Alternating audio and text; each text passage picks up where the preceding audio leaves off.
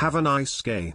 Hey, beautiful. It's Tuesday, April 13th, 2021. Welcome to Have a Nice Gay, the podcast equivalent of getting the corner slice of cake with the flour on it. Yeah. I'm Chris from the We Read Movies podcast, and I'm here with my friend Mike from the podcast Gayish. How's it going? Just great. Thank you. How are you? I'm doing excellent. As a kid, I wanted that frosting on that corner so bad. Now I don't even like it. Right. But yeah, it's too much. It's way too sweet. It's a little too much frosting, but it still feels special. Yeah, exactly. Well, speaking of special, today we are going to do a episode of LGTBQ, which is hard to say because it's intentionally wrong because it's let's get the best quotes. And I wanted to talk a little bit about Gertrude Stein and her life partner, Alice B. Toklas, because they were like super lesbians together, and it wasn't even World War II, much less Stonewall, much less modern day. Like, they were historical figures. So Gertrude Stein, she was born in 1874 and died in 1946. She was an American novelist, poet, playwright, and art collector, and lesbian. And her life partner was Alice B. Toklas. She came up on an episode of Gayish, actually, because she was super into coffee. And on our episode on coffee, we talked about some queer people from history that were into coffee. And it just got me on this kick to learn more about her. So the composer Virgil Thompson, here's where the quotes start, said, quote, "The two things you never asked Gertrude ever were about her being a lesbian and what her writing meant.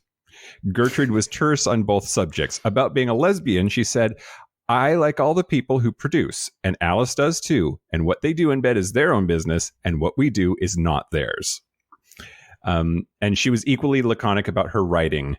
She said, quote, "20th century literature is Gertrude Stein." And she said that without irony. I've read Tender Buttons. I wouldn't want to explain it either. well, when there was a public reading of an unfathomable piece of prose that she had written, and an audience member asked her why she didn't write the way she spoke, for she was direct and down to earth in conversation, and she said, quote, "Why don't you read the way I write?" She met her life partner, Alice B. Toklas, on September 8th of 1907. Toklas had just moved to Paris that day, and they met. And afterwards, about Gertrude, she wrote this lovely, almost appropriate for a love letters episode quote.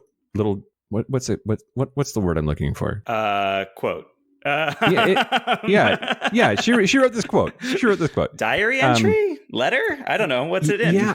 Yeah. That's the thing. I don't know. That would have helped. I don't know where it came from. Blog post? Yeah, probably not in 1907.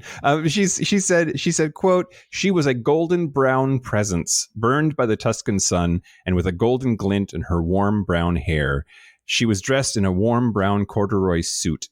She wore a large round coral brooch, and when she talked very little, or laughed a good deal, I thought her voice came from this brooch. It was unlike anyone else's voice, deep, full, velvety, like a great contralto's, like two voices."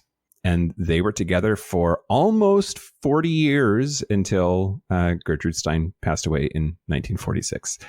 The reason we do this, though, is to show that, like, gay people didn't just magically appear in the 80s. Like, gay people have always been around, have always been part of history, just to varying degrees of acceptance and visibility. And they were some exceptional power lesbians that we have a lot to thank for. I don't know. I read on Conservapedia that we were bred in a lab by Barack Obama.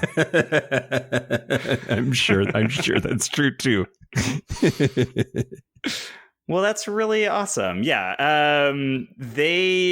I have a BFA in writing, which is only good for two things, student debt and having read Tender Buttons. But I know that they really loved each other. That's it for LGTBQ on Have a Nice Gay. Join us tomorrow for Wednesday Game Day. We are at Have a Nice Gay Pod on all social media, and our website is haveanicegay.com. If there's a piece of gay history you want us to be sure to talk about, email us at haveanicegaypod@gmail.com. Until then, have a nice gay, Mike. Have a nice gay, Chris. Have a nice gay.